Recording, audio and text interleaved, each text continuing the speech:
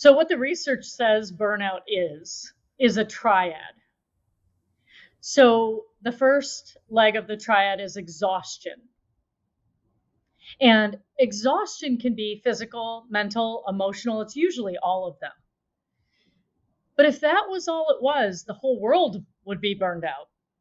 There's actually two more pieces here. So there's the second leg of the triad called cynicism.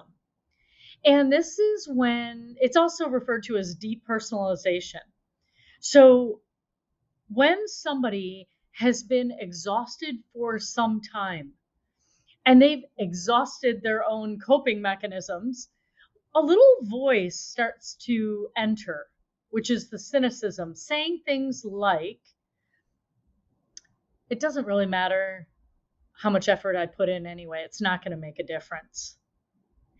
And it's almost one of those subtle things that enters that starts having you distance yourself from other people because socializing is just too much work. And so there's a distancing that happens. There's a, this doesn't matter anyways. And so now cynicism has creeped in. And the third piece of burnout is ineffectiveness, where you literally are unable to function in the way that you used to be.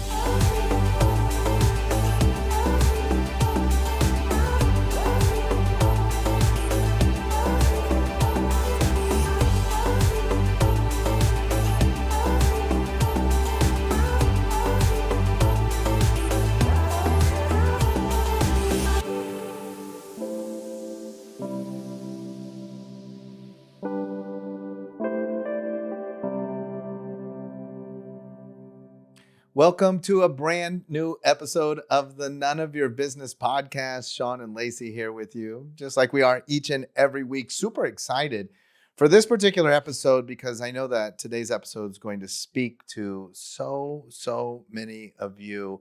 A common thing that we hear all the time is, I just feel so burned out.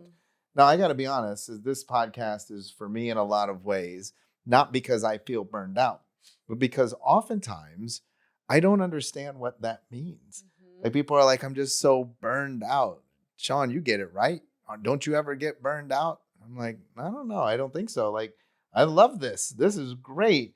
And it's an interesting thing. And it also makes me really sad to see people that get into something. They're really passionate about it. And then that very thing that they're passionate about is the thing that burns them out. Well, and it almost becomes like the enemy. Yeah. Right? Because it's like, oh, I don't like the thing anymore. There's no more joy in it. Yeah. Well, good news. There are solutions for anybody out there who can identify with that. If you're like, Sean, I totally get it.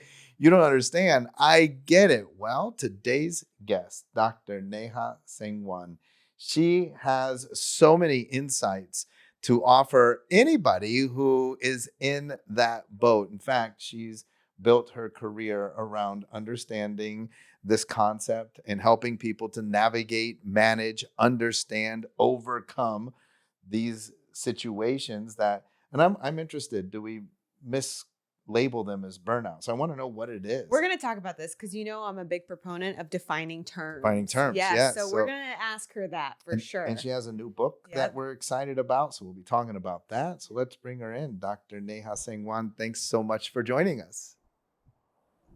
Hi, guys. Great to see you. Good to see you. So before we jump into what is burnout, obviously Lacey and I are like super excited to discuss this, but we have to give everybody some background. We start every podcast with the exact same questions. We'll do the same with you. Because one of the things that as you are on this media tour, you're going around, you're being on podcasts, you're positioned for some really big media placements.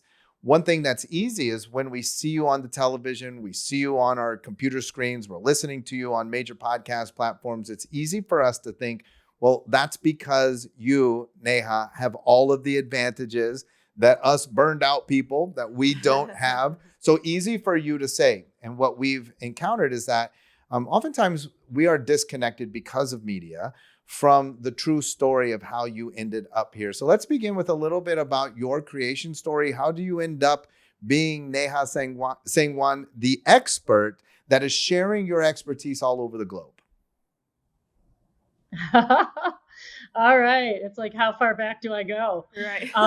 Well, what I would say is it's a combination of my own personal experience burning out and me spending the last 20 years really trying to understand what happened. How did it all end up that way? And why did I never get taught this in medical school? And why, when I burned out, did I not get the help I needed from the very institution that I thought, after years and years of studying in, had to have the answer? Mm. And what I really found in the end was there were some gaps. They could help me in certain areas, but in other areas, not so much. And so I have now for 20 years and really for the last 6.5 years been writing a book to delineate just that. What have I learned and where are the gaps and how can I help other people? Yeah. So tell us a little bit about that. Like we said in the intro, I'm really big on understanding what terms mean. So if we're talking about burnout, I feel like burnout can be so different from one person's experience to the other, or how they're expressing that, or how they feel that, or how they define that.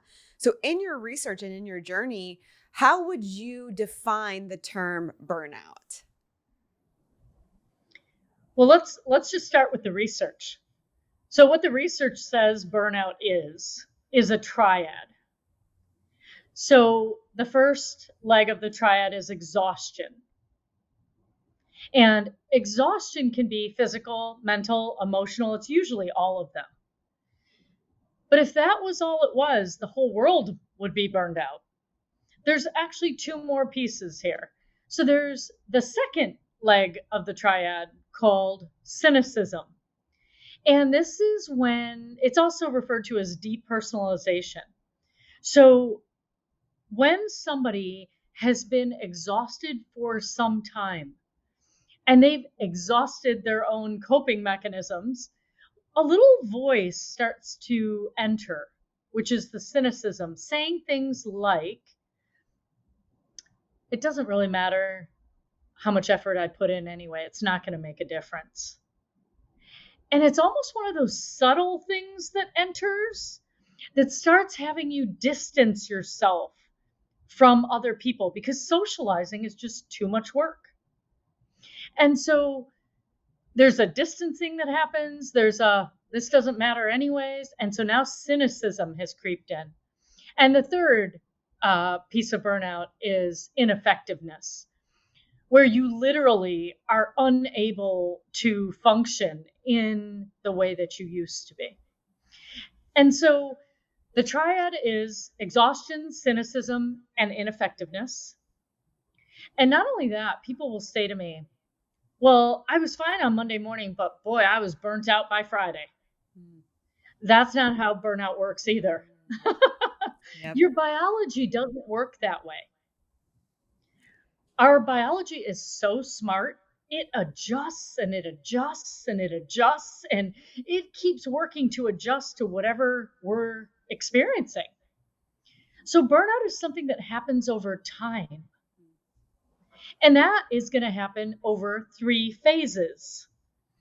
So 3 phases. The first one is the alarm phase. It's almost like jumping on a treadmill that's going a little bit too fast. And it's like your heart races, your blood pressure goes up, you might start sweating. You're really a little bit alarmed and you're adjusting to the speed being faster than you were anticipating. If you stay on that treadmill, metaphorically, in your life at that speed, which most people do, and they gradually keep turning it up by like 0.1, 0.1, 0.1, over time you move into the second phase of burnout, which is called adaptation. Adaptation is when you are literally hanging on by a thread over time because you're not rejuvenating, you're not resting. Sean, you were speaking about this earlier, but sometimes when people are really, really passionate about whatever they're doing, sometimes they're entrepreneurs, sometimes, there's just a lot going on in their lives. And so they keep going at that faster and faster pace and they keep adjusting. But now they are squarely in the chronic adaptation phase. And then it only takes one more thing. And whether it's a global pandemic or one more thing going wrong, one more thing on their plate, they slide into the third phase, which is exhaustion. And that leads you down the slippery slope to ineffectiveness. It's really interesting because something that really stuck out for me is that you said exhaustion also means exhausting your own personal coping mechanisms. And I thought to myself, I've never heard it described that way, but that's exactly what you see in individuals when they get to that point. They just don't know how to cope anymore and utilize the things that they always leaned on to get them through, right? So I'm wondering that if that first phase is the alarm phase, what kinds of typical signs or yellow flags happen in individuals for them to begin to recognize this? Because when I work with my clients, that's one of the things that they have difficulty in doing is identifying when they're moving into that phase. They ignore all the things in their physiology, in their mental and emotional abilities to handle things that are telling them you're getting to this burnout. So what do you see or have you seen in individuals that's very common that people can begin to recognize? Yeah, so just simply it would be things like heart racing, stomach turning, GI issues, sometimes headaches. But the thing I really want people listening to know is anytime you have these kinds of physical signals, you first have to get a clean bill of health. You need your physical health checked. Once you have that taken care of, if your provider says something to you like, oh, you're fine, I ran the tests and they're fine, but you know you're not fine, then you start thinking about phase one of burnout. But you wouldn't go straight to burnout and then miss something catastrophic in your physical health. Right. So if you're having those experiences, you might find yourself in the alarm phase of burnout as more irritable. Suddenly you're snapping at people and you're like, oh, why did I do that? You may find yourself struggling to get through the day. Maybe you're coming in a little early, you're leaving later. It's a little harder to make it through. You've missed a deadline. You might have even missed an appointment. That's unlike you. I remember just realizing I had missed something as simple as my hair appointment. I never do that. I look forward to that downtime. I can relax and someone else has it handled. And I missed the entire appointment. And I thought, okay, Neha, pay attention. You're doing too much. And so something that's unusual, unlike you, that's really how you can tell in the alarm phase that you're starting to feel like things are moving too fast. Let's talk about how this happens, right? So now I understand what it would look like. How does somebody end up in burnout? Is it just simply I'm logging too many hours at work, or am I not getting enough rest? What are some of the dangers that can lead to this? Yeah. So that's a great question. I'm gonna bridge what Lacey just said to that. So if I start acting that way and noticing that things are kind of getting to be too much, I'm coming in late, maybe I'm leaving late, things are taking me longer than they used to, I usually start by ramping up my coping mechanisms. So I'll say to the barista, can you make it a double today? If I had one glass of wine to take the edge off at night, now I'm saying, I'll take two, just hand me the bottle. Right. And so we don't really think about it because it's such a gradual, it doesn't really feel like, oh, anything's different. It just means I just had an extra stressful day.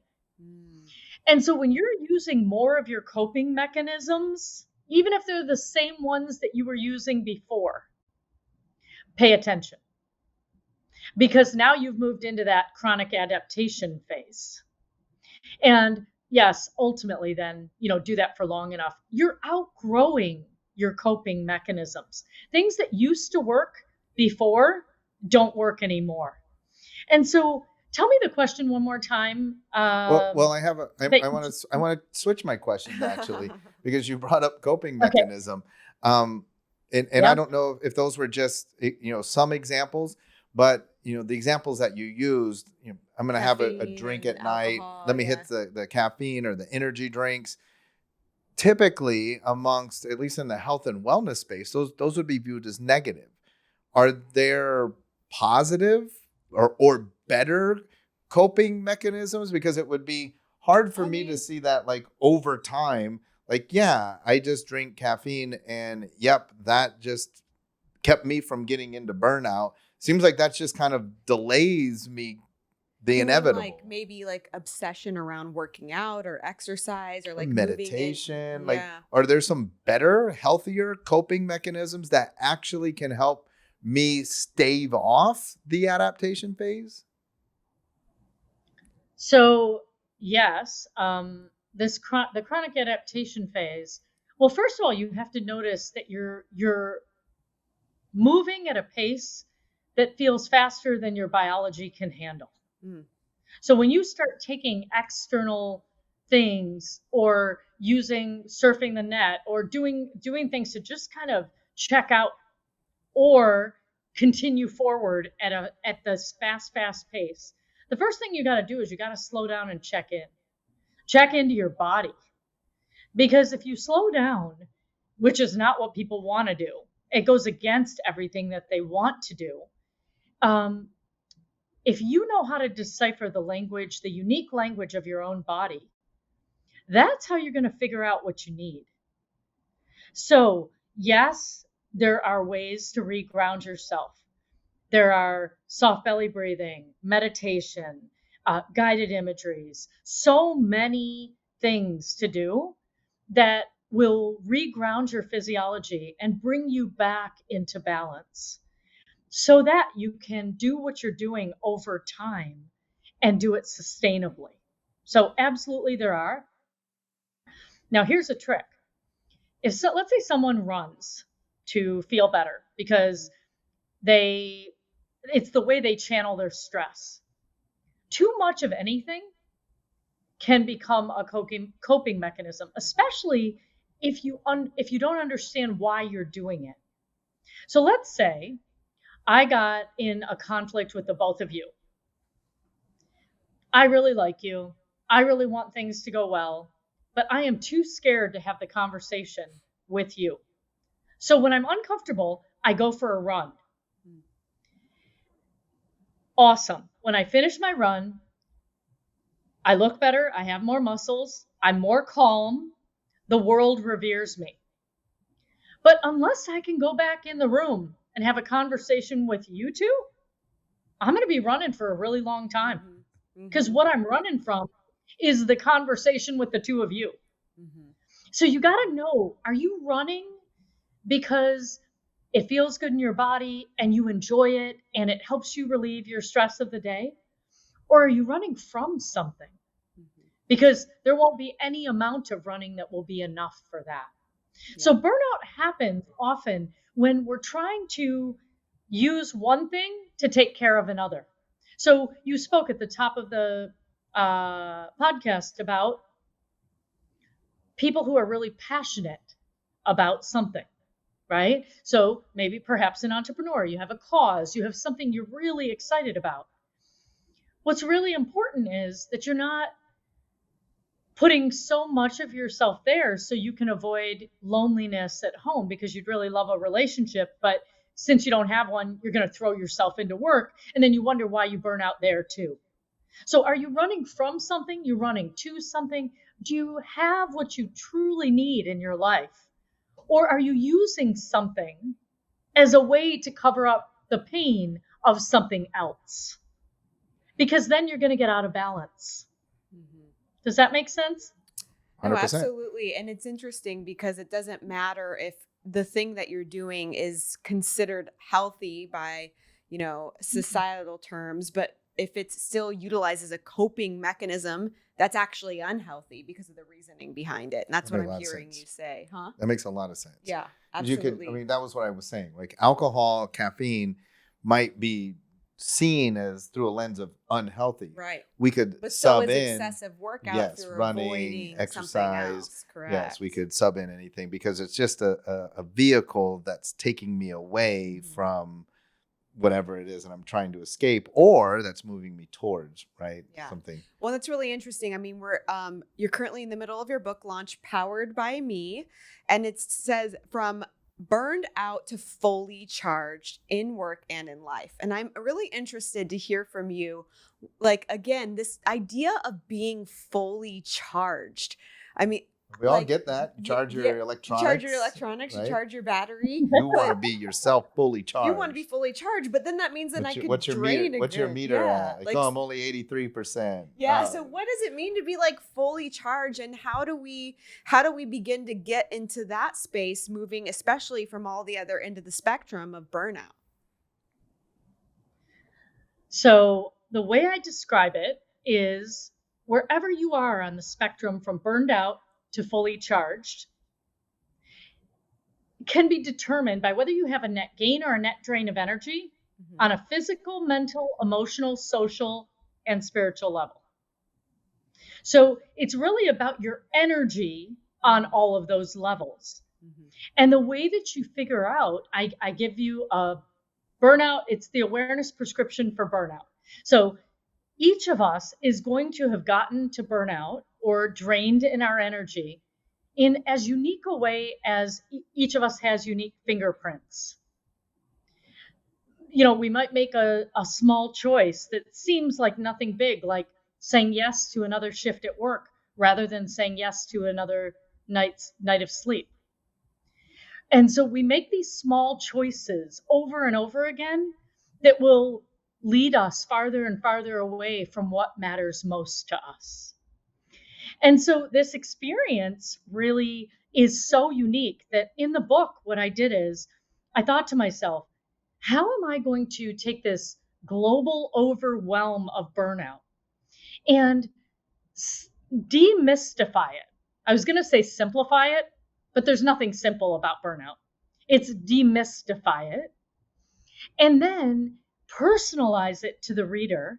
Because for you right now in your life, maybe you're feeling a drain on a mental and emotional level, but you have a good social energy. You love the people around you. You feel confident there, and you feel good in your physical energy. But you might not be so sure about being connected to the meaning and purpose in your life. You might not trust yourself to take risks as the world moves faster and faster. You might not know exactly what you value most. Those are all in spiritual energy. So let's say somebody had a physical, emotional, and spiritual drain, net drain, but a mental and social net gain. I want people to understand how to ask themselves the right questions. And as they're answering these questions in each of these energy levels, I want them to also pay attention to their bodies. So use not just your mind, but use also your body's signals, because your body's keeping score. And so you want to use both of those together, and they need to be in harmony so you can figure out whether you have a net gain or a net drain of energy on one or more of these levels. Then you know where to start. Well, that's so. Oh, go ahead. I was just going to say, because once you know where to start, then we can give you powerful, practical tools to focus in that area. Perfect. I want to come to the powerful, practical tools in a second. The book is available for pre-order, or depending on when people are consuming the podcast, maybe for order, Amazon, Barnes and Noble, everywhere where you buy your books. So I want to encourage everybody to pick up a copy. Fascinating stuff. I want to get to the powerful, practical practices that we can do. What if I do identify? Well, before I do that's the start, though. That's the hardest part, right, is identifying that you're going down that road. Well, that right? was, I want to pause there for a second too. Sorry, Neha, this is kind of like what a podcast with us looks like a little bit. What about, I was wondering, as you were going through, the physical, the emotional, the spiritual, social, what about financial? Because I feel like a lot of times, like, that's like one of the drivers for people that are burned out. Like they're like, Feel that's they're that. spinning their wheels. Yeah, that's and that not getting hamster wheel. Like I took up the anywhere. shift. Yeah. I did the extra stuff. I'm doing everything I can because I'm trying to And get I ahead still feel financially. stuck. And I know that you do a lot of work in the business and entrepreneurial space. I'd love to hear your thoughts, like financial burnout and financial stress and how that factors in. So financial stress, more than 70% of people say that they're experiencing financial stress. And so it's such a big topic. The way I think about money is energy. Mm-hmm. Energy, like what are you willing to trade your time, effort, and energy and expertise for? And a lot of people are stuck in their old money history, what they learned from their parents, what they saw their parents running away from or thinking made them successful. They have an idea of what money means. What I say to them is, so tell me, what's your dream amount of money? And so they'll give me a number. And I say, okay, so what will getting that number in your bank account, what will it give you? Because now I'll know what they really care about. Whatever the number doesn't even matter to me. Like they get all squirmish, like, oh, you want a number? Like, oh, you want, yeah, I want a number. Give me a number. Whatever the number is, because by the way, the number always moves in case anyone's ever noticed that one. But the number isn't what matters. It's if you achieve that, what will it give you? Because that's what they're really after. So what I write about in the book, I say, listen, money is such a pervasive source of stress throughout our society. People who don't have enough will tell you that they are so stressed about making ends meet. Of course. People who have a lot tell me, I'm worried that I'm going to lose it all. Or I'm really worried that people don't actually like me for who I am. They just want to be around me for what my money can give them. And so what I find is people that are resource rich or resource poor, I don't call people rich or poor because I believe that's like a judgment about people. I have found people in the world, whether I'm in India, Bhutan, Africa, I find them, they might be more resource poor than me, but boy, are they happier. And people who are more resource rich than me are oftentimes not as happy. And so what I've decided is that in this book, what I say in the beginning is, listen, money is huge. Financial stress is huge, but you got to go underneath it and figure out your money history, which is what beliefs did you grow up with around money? And what does money mean to you? And then explore your current relationship with it. Now, I put this on the resources page of my, there's a website that I've built that goes along with the book. And so if anybody wants to download your money history or your relationship with money, you can do that and get more understanding. But here's what I'll say. Money goes across every one of those energy levels. Physical energy, how much of it do you have? Physically, there's numbers. How much do you get paid? Do you feel like it's enough, right? Thoughts. What are your beliefs about money? Is there enough for everyone? Can we share? Or do I need to have it all to myself? What does it mean about me when I make $1 million, $100, $10? What does it mean about me? And so there's thoughts and beliefs we have about money and whether there's enough of it or not enough. Emotionally, people have ups and downs and swings around their net worth equaling their self-worth. That oftentimes influences how they feel. Socially, the amount of money you have determines oftentimes the social status of what neighborhood you're in, what car you drive, whether you drive or take a bus or fly economy or business. So we have all these messages that are moving through our world about how much money you have. And then in the spiritual energy, money is an exchange of energy, effort, and passion about what matters to us. And that's where those questions for me really come in, which is, all right, if you got that number, tell me what it would give you. And a lot of times people say freedom or whatever the answer is for them.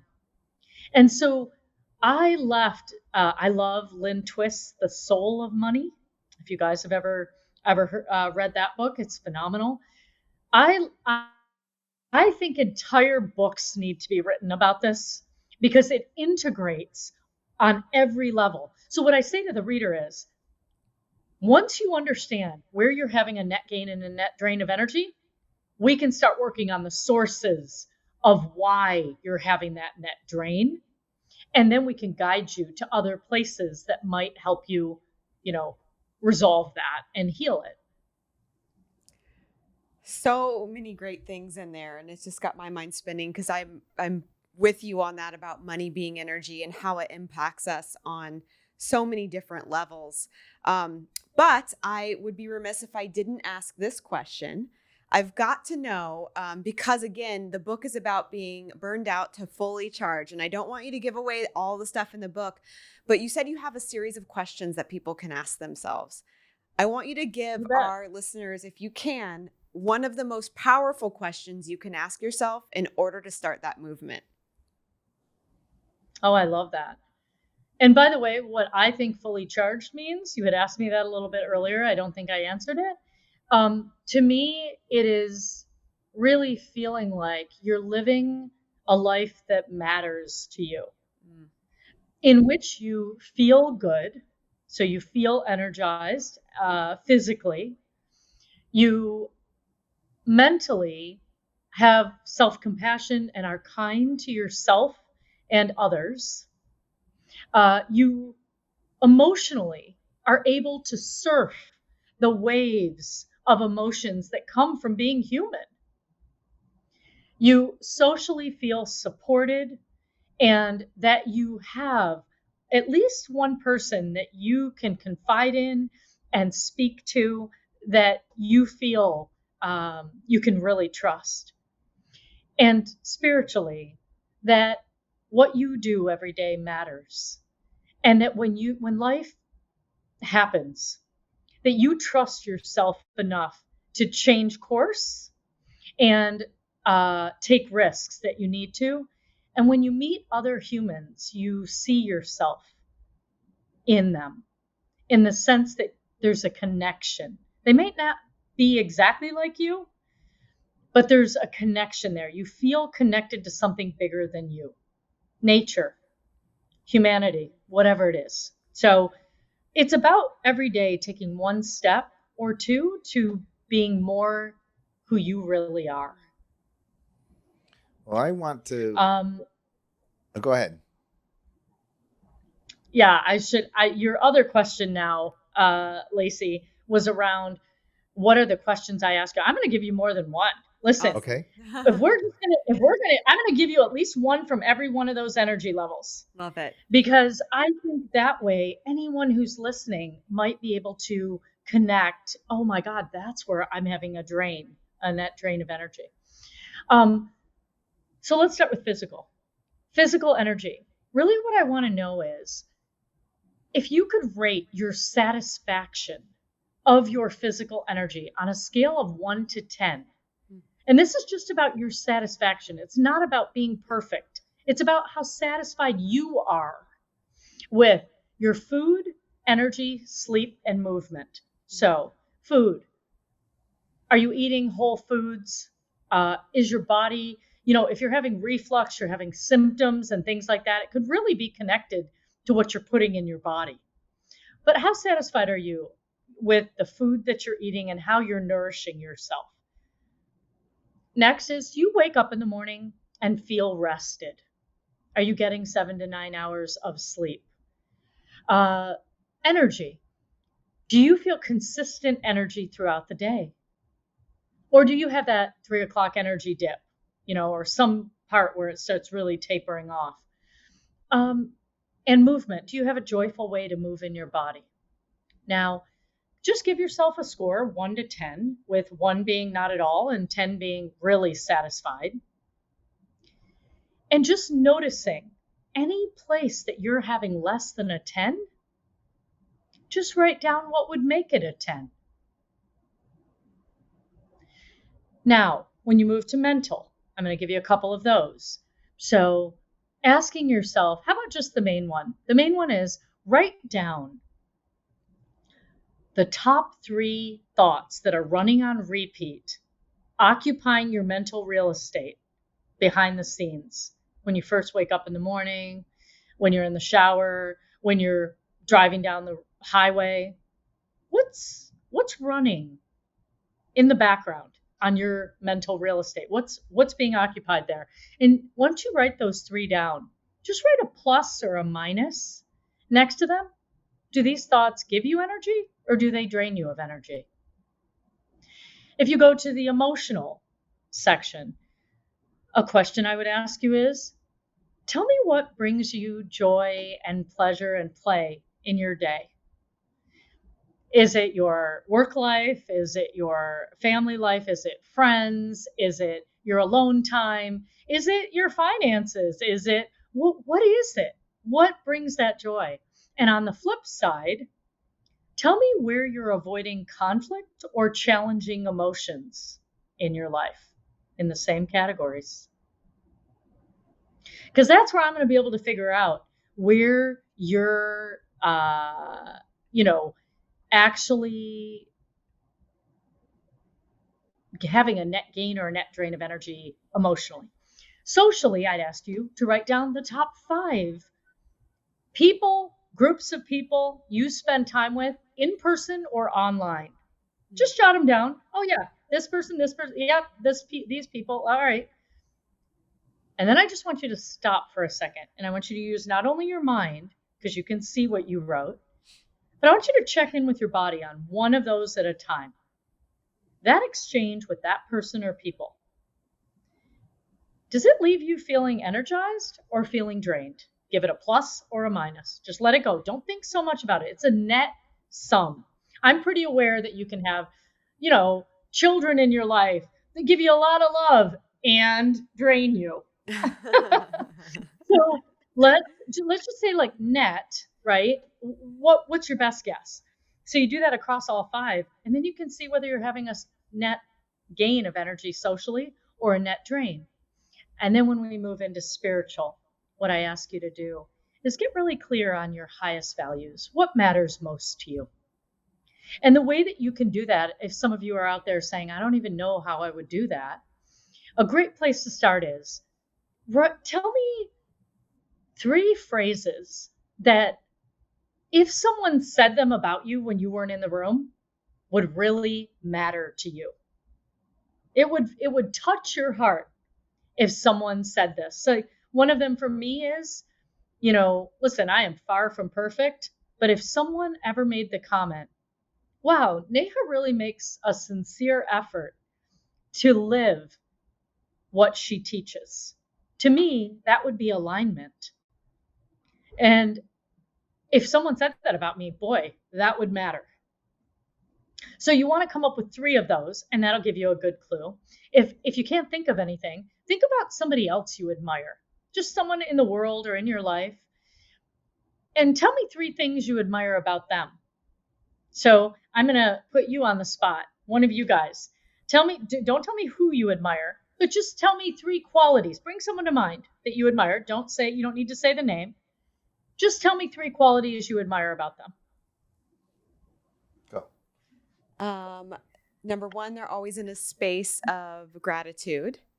Number 2, they have the ability to uniquely uncover things that oftentimes other people don't see in themselves. And number 3, they're a great connector. Oh, I love it. So we got they're optimistic, they're insightful, and they're a great connector. Yeah? All right. So what's amazing, Lacey just did an example of this for you, but those are some of Lacey's highest values, and they are inside her. And the reason I know they're inside her, even though she's naming them about somebody else, is she couldn't recognize them if they weren't. True. So your ability to see that, those are some of your highest values. And so that's how easy it is I try to make it that simple for people to take something as kind of ambiguous as spiritual energy, but kind of make it concrete. Here's another one. I'll ask you this. Tell me an area in your life where you take risks. So physical, mental, emotional, social, spiritual. Where do you take risks? Everywhere. Sean. Yeah. Where does he not take risks? Yeah. Not super I guess physical too. Yeah. Yeah. Not all of them. Yeah. Okay, well, that's really amazing. Sean, I would say that I take the risks everywhere but physical. And so what's interesting is when you know where you take risks, this is another part of spiritual energy, which is self-trust. These are places that you trust yourself. Because when you trust yourself, you'll go outside your comfort zone. When you don't have self-trust in these areas, you won't. I don't think I'm that strong physically. And I've been told ever since I was young and couldn't, after 14 years old, compete in gymnastics, I remember thinking my core isn't strong. When I lost a tennis match in high school, I remember them saying, it's because your core isn't that strong. And so some belief inside me is like, oh, my core strength is not that strong. I can't do that, extreme sports or whatever it is. And so as I'm saying it to you, I'm really like, oh, Neha, good thing to work on next, like strengthen your core, right? But just noticing where you'll take risks and where you won't, because that's where you have self-trust. And that's a big part of spiritual energy and navigating our world as it's moving faster and faster. It's amazing. Well, I didn't mean like jumping out of planes. I meant like... I know, I was thinking I'm definitely more of a physical risk taker for sure than you. I meant like, the things that I do, biohack stuff. I tell people all the time, like, I'm an actual physical we risk don't taker, really adrenaline know. junkie. Yeah, I'm not talking about that, but I'm talking about, NAD plus and I'm very peptides, little, but I think I'm strong. Cold plunges, and we don't really know what this does to you. It seems like it's good for you. That's what I mean. You know what I call that in the book? I call that N=1 experiment. Like you're willing to do an N=1 experiment. In the world, there's external data and there's internal data. And I feel that somewhere along the way, when we're little, like we're babies, we're infants, we trust our bodies. When we need to poop, when we need to eat, when we need to sleep, we trust ourselves and we let the world outside us know we need it. Somewhere along the way, though, we start trusting the outside world. N= double-blinded placebo-controlled study with 10,000 people says you should take this drug, right? Or you should do this thing. And we're like, oh, well, we must do this thing. But even if my own body says, that doesn't feel right, oftentimes that's overridden. And I had to learn the hard way from burning out myself when I was 33 years old, that I had to listen to my internal data, N=1, and consider the external data. And so my internal data plus external data equals integrated decisions. And I think that that's just part of the kind of growth and awareness of our world, where we kind of override the internal so we can keep moving. We think faster is better and we got to do more with less. Love it. And, we could talk about this all day. We could talk about this all day. It's super fascinating. I want to remind everybody, though, to pick up a copy of the book. Anywhere where you are purchasing books, you can get your copy of Powered by Me. Yeah, if you want to go on a deeper self-understanding journey of where you are in that scale of burnout to fully charged, I think this is the way that you do it. Neha, tell people how they can find you online, how they can connect with you if they want more of this amazing stuff. Where do they get more Neha? Go to intuitiveintelligenceinc.com and you'll find everything you need there. I love it. Absolutely fantastic. I can't wait to hear more about this, to read the book when it comes out. I also hope that we'll be able to collaborate and do some stuff, because I think that your information, your knowledge is so vital to people that are struggling out there. Again, I know there's so many people that identify with this. Yeah. That are like, yeah, she is talking to me. And I really do hope that you guys will get a copy of the book. I hope that you will connect with Neha Do the work. and do the work. Yeah, Yeah. because, at the end of the day, it's not just feeling good, like your health, your life actually depends on it. And for those of you in the service world, then the lives of others who you are meant to serve are adversely affected if your battery is not fully charged, right? Right. Neha, thank you so much for joining us on the None of Your Business podcast. You were a fantastic guest. Oh, thank you guys. Such an honor to be with you. Thank you. All right, everybody. Well, just as every single week, I don't know how we top this one, but we'll be back again next week to give it a go. Lacey and I super value and appreciate you spending this little portion of your week with us each and every week. And so we will be back next week with a brand new episode of the None of Your Business podcast.